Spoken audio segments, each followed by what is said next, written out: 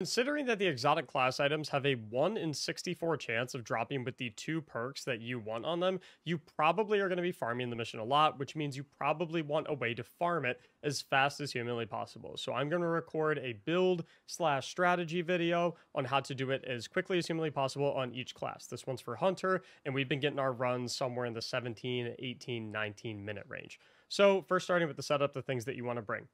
I really like bringing a disorienting grenade launcher. You could bring like a sniper instead if you want to. It doesn't really matter. And then you're going to bring your primary ad clearing weapon of choice.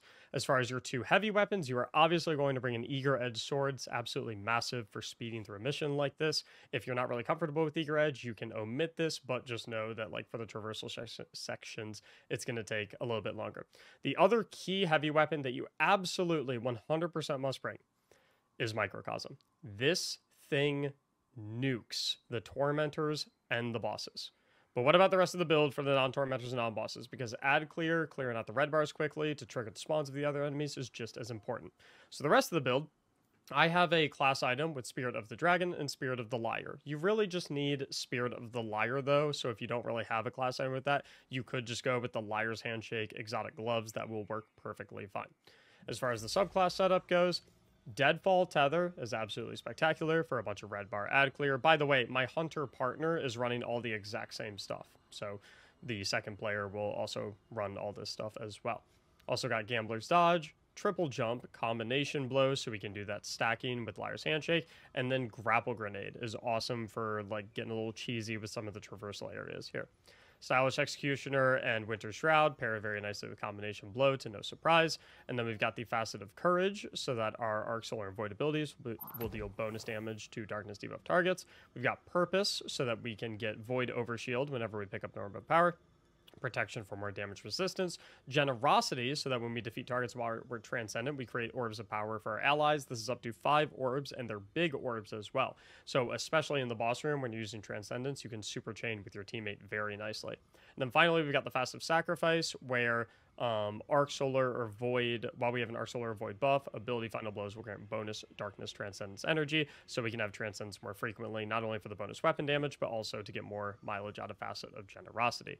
Finally, for the mods, up on the helmets, we have got Hands-On and Dynamo for the Combination Blow setup. We're going to have supers up very frequently. Triple Heavy-Handed, so we make an Orb of Power on every single melee kill. I've got a Concussive Dampener and a melee damage resistance. We've got double Kinetic Weapon Surges and a Kinetic Scavenger for the Microcosm, and then a Reaper. Powerful Attraction is the most important down here, and a Bomber. As far as stat prioritization goes, you definitely want max resilience and max discipline. Nothing else really matters all that much. With that all being said, I've got my buddy XJR chilling with me. He's actually someone that just hangs out in the stream a lot. Twitch.tv/Mactics. Would love to have you stop by. I like running things with people that stop by all the time. So with that said, let's hop into the mission, and I'm going to show you guys exactly how to do this as quickly as humanly possible. I do want to say, as we're flying in, though, I'm not going to explain any of like the base mechanics of the mission or anything of that nature. I'm not going to explain like why we're shooting, which symbols, or how the clock thing works or anything like that.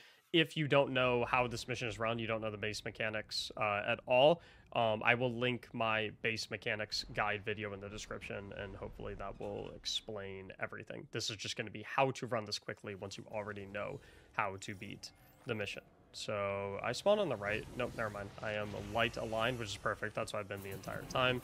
So we're going to start out, both tap on our plates. And then for the first section, you do not have to kill any of the enemies. So we're actually just going to sprint past the entirety of the first section. And right here is why I love having Grapple Grenade. Once we get up a little bit, you can kind of turn around. Kind of messed up just a touch on my Grapple Grenade, but that's okay. And so here, we're actually going to Eager Edge and get all the way over here. And just go past everything. I am the light aligned player. If you're the darkness aligned player, you're obviously going to make your way a little bit more over to the left side, where XJR is going to end up going. And the light aligned player is, of course, going to come over here. I'm going to park. I'm going to try and get my grenade back as well. If I can, because I really love using my grapple grenade to grapple into that cave, because a ton of enemies start spawning out of it.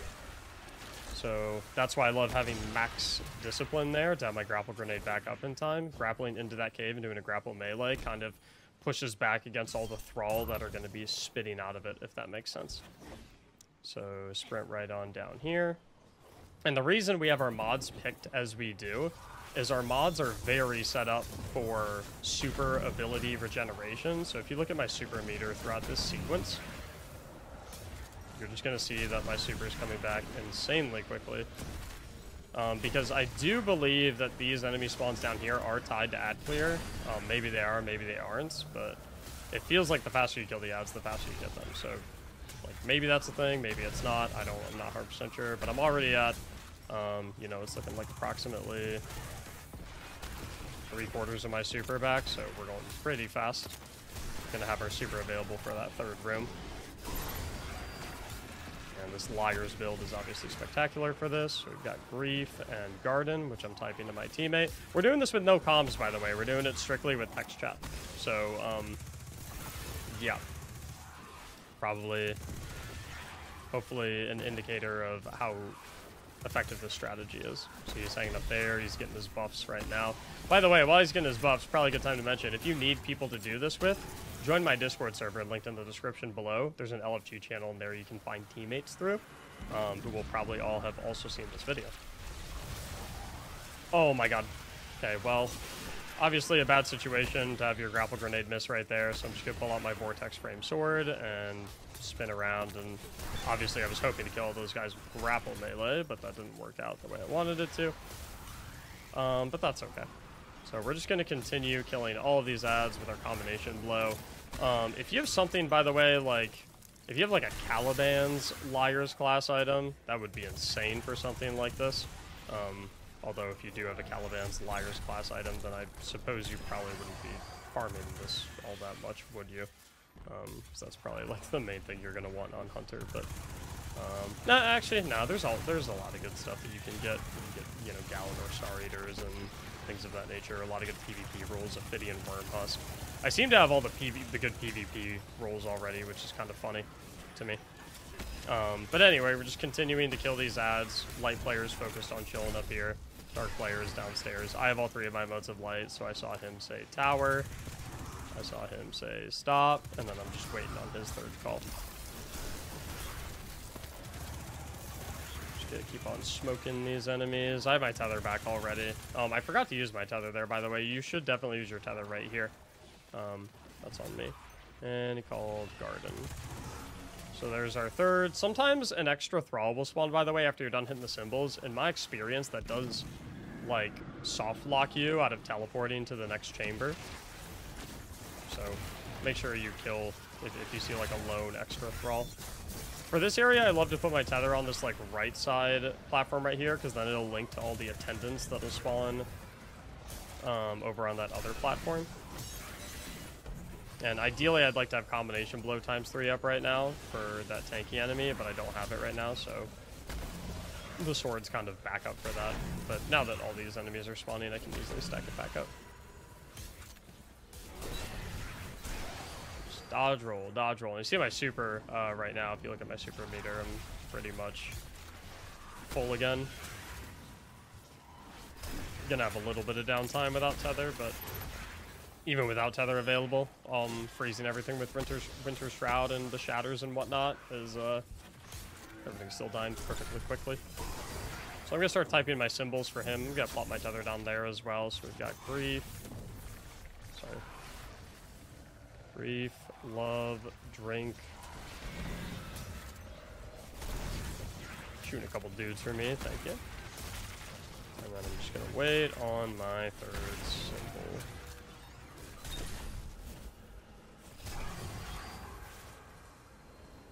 And kill.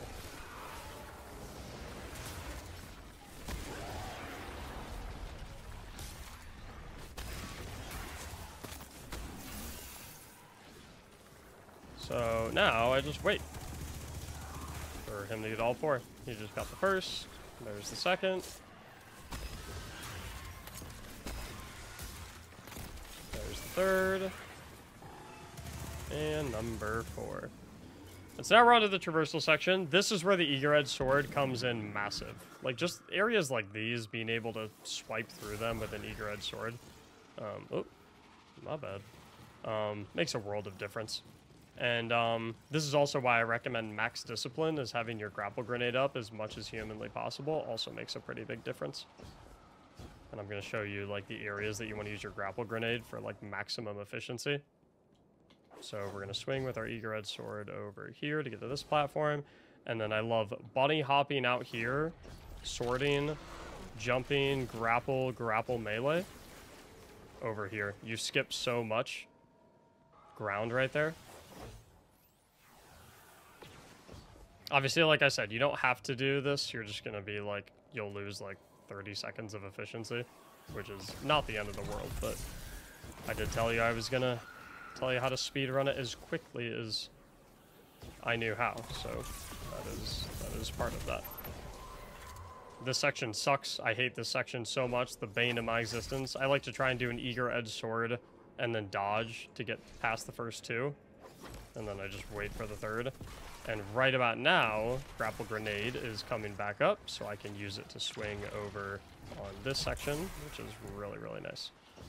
Avoid having to kill those phalanxes, and I can avoid the jumping and whatnot. For this section, obviously it's just the two plates. I'm not going to be able to show the darkness POV, but the darkness POV basically does the same thing as the light player POV. Shoot a disorienting grenade launcher up there, and I'm going to dodge next to this goblin so I can melee him, get my dodge back, and hopefully get my grapple grenade back a little more quickly. And then this is the part where we cross sides. And a big thing here is for this area, you do not have to kill any of the enemies. So, like, literally, just grapple grenade, tap the plates, don't even worry about the enemies. They do not need to die. So this is the time, by the way, I forgot to mention, I highly recommend having a alternate chess piece setup with triple kinetic reserves. Because this is where you'll switch to microcosm, and right before you rally, you can switch to the triple kinetic reserve chess piece. You'll get, way more ammo, and then you can switch back to your original chess piece.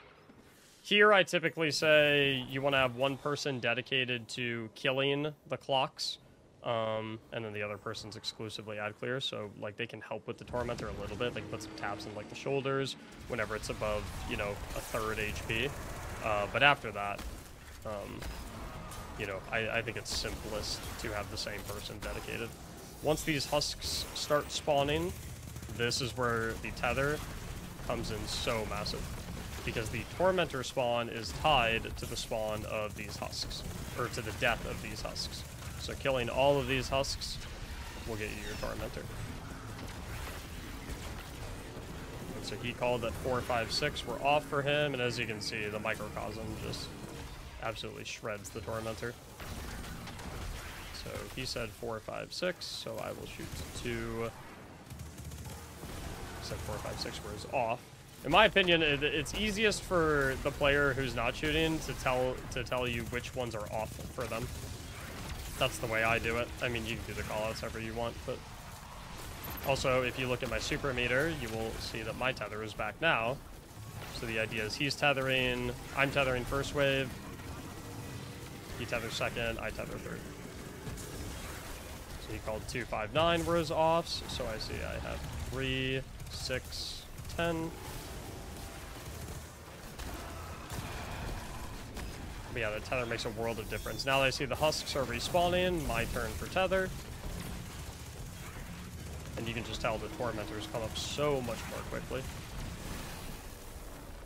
There's a reason we're doing this on Double Hunter, by the way. It's because there's the double class item per mission glitch right now, by the way. I don't know if that is still going to be available at the time that you are watching this video right now, but we'll see. Okay, so he said 4, 5, 9.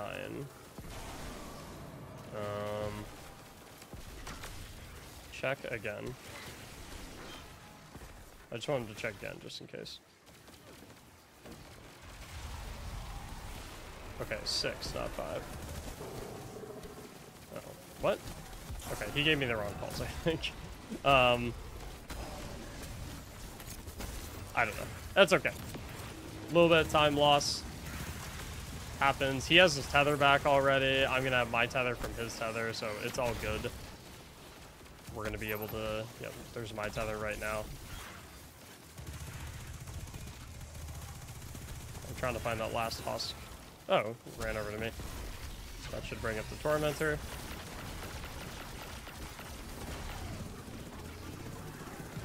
Drop it real fast. Okay, so here he said 6, 8, 9. So I should be able to just hit those.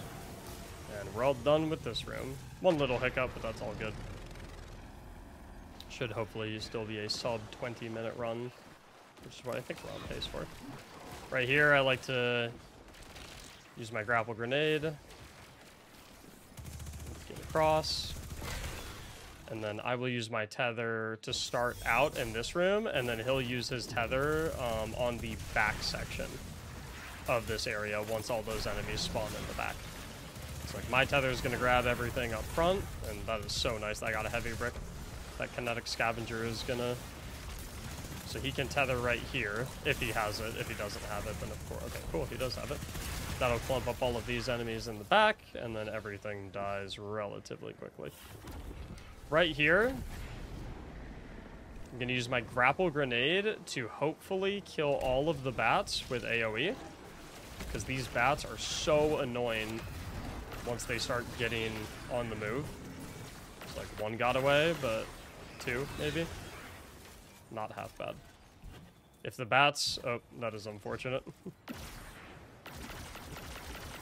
That's okay. Mistakes will happen. That is the thing. We'll see how long this takes with a mistake or two. Nothing wrong with that.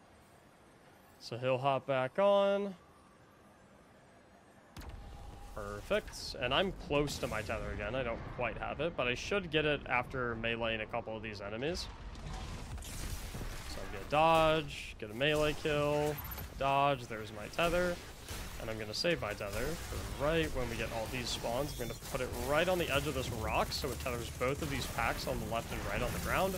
And so it tags the ogres up there. Nice and easy. And hopefully we kill them quick enough that I can get a little bit of mileage out of the paracausal imbuement from my microcosm, where I get bonus damage on the weapon after I use my super. That'll make it easy to drop that first Tormentor. Kill a couple of these attendants real quick. And then together we'll drop this second Tormentor. I've not used Transcendence whatsoever up until this point, by the way.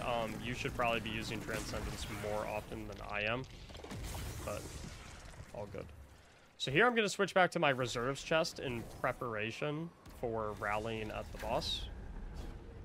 In preparation and anticipation. I don't know, whatever you want to say.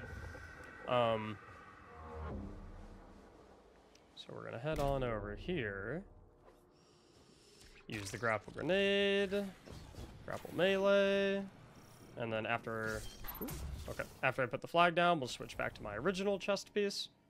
And as you can see, I have 456 ammo on the microcosm. I think you have 360 base. So you get like about 100 extra rounds. So at the beginning of this right here, we're going to use our tether at the lip of this platform right when we see Selin begin to spawn. And if you look at Selin's health bar, it is already absolutely toasted. So from there, we're going to nuke all of the enemies, all of the husks, to try and get the wizards to spawn.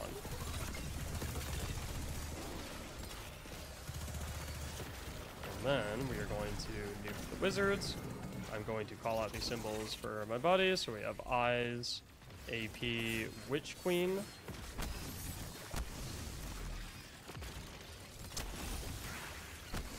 And while he gets his wizard and kills all the symbols, I'm just going to melee a couple dudes.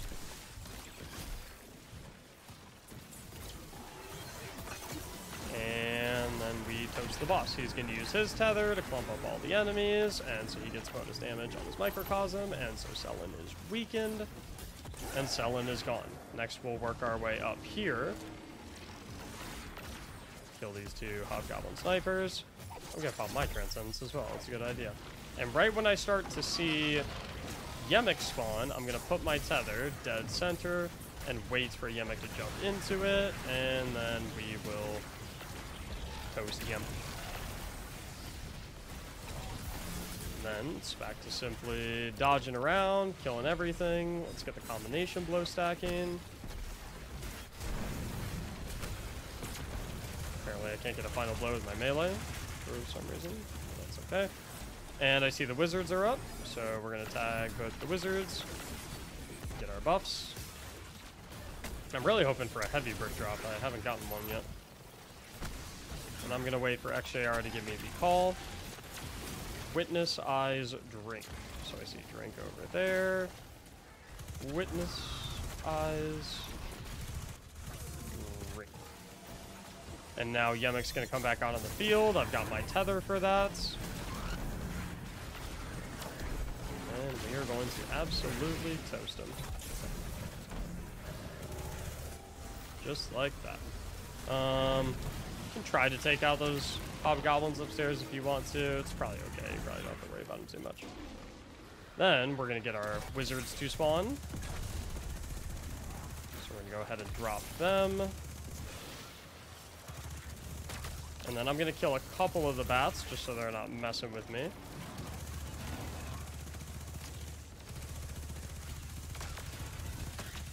Okay. Next one. Get out of here. Okay, so I have got 12, 6, 8, 9.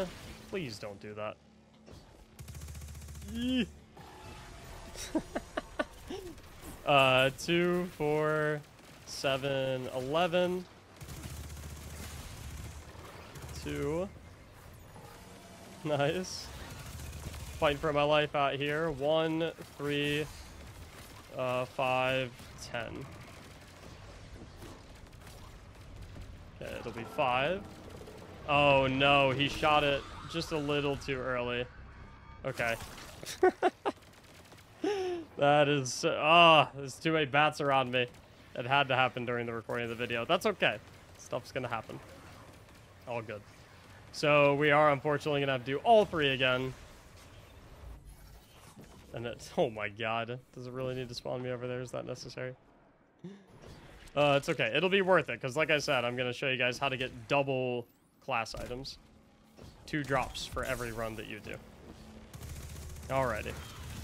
So, we're going to do it on this next one here. What do we got? 12, 6, 9, 10.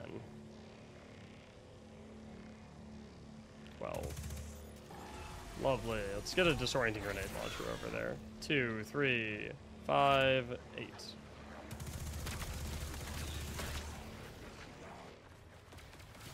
Nope. Let's do 8, then worry about this. 8. Nice. And then here we have 1, 4, 7, 11. Set 4. Cool. And we are all done. That part is definitely the most finicky if you are not doing comms. But other than that, this is very, very doable without comms. So ideally I would have a tether right there for this part to put in front of Yemek, but I didn't. That's okay. As you can see, the microcosms still kill plenty fast. Ooh, and I actually got a heavy brick, which is really nice. And then we'll just mop up Selin. And that's it. The microcosms do so much work. Now, as far as getting the double drops, like I said, this might be patched at the time you're watching this video. Check the pinned comment. I do not know. But we're going to switch over back to our Eager Edge swords. And basically what we're going to do is, you have to be on the same class for this because we need the 2 cloaks on the 2 different pedestals. We're going to pull the same one at the same time. Then we're going to hit adjoining allies. It'll re-instance us into the activity. And then we're going to pull the other one at the same time. So we're going to choose peace. And when I say pull at the same time, like, you need to do a 3, 2, 1 countdown together. So we're both going to pull the left side one. And it's a pretty tight timing to get to the joining allies after you pull the left side one, so you have to be quick. So that's why we have the eager edge swords and whatnot. So we're going to hop up here, get ready to do the left side one. I'm going to type in chat for us. I'm going to say 3, 2, 1, go. And we're both going to pull. See in the bottom left, we both got relativism. I went to the postmaster, though. And the joining allies is going to be right here. You want to arrive at around the same time, because as far as I can tell, once one person hits 0 seconds and goes, it hits mission complete right away. So you do want to sync it up rather nicely, because you'll see right when I spawn in, we'll have mission complete. But we did it together, and we did it quickly, so we're good to go. And now we just pull this one at the same time. So we can say 3, 2, 1, go. And then we both get 2 class items. So even if the double is patched, obviously I've been using it. Oh, you can't see because of my webcam, but I have all class items. Even if this does get patched, you can still use this build, the setup, and the strategy to hopefully get through this really, really, really quickly. Our time was, let's see what we had, 21 minutes, 35 seconds, and that's with messing up the clock. That's with messing up, like, we messed up in a lot of areas. 21:30, still not half bad whatsoever. If you get this down consistently, you'll be having consistent, like, 18, 19-minute runs, which is fantastic for the class item farm. So hopefully you found this build and video helpful. I plan to do another one of these for Warlock and then another one for Titan for those who want to farm on their Warlock and Titan, because these exotic class items are definitely, like, absolutely game-changing, especially for builds. So I highly recommend that you farm and get a ton of them. Make sure never to delete any of them either. Even if the roll looks bad, you never know when things are going to get patched, whenever new builds are going to come into the cycle. So hope that was helpful. Hit those like and subscribe buttons if you did find it helpful. And thank you so much for watching. And as always, have a great day.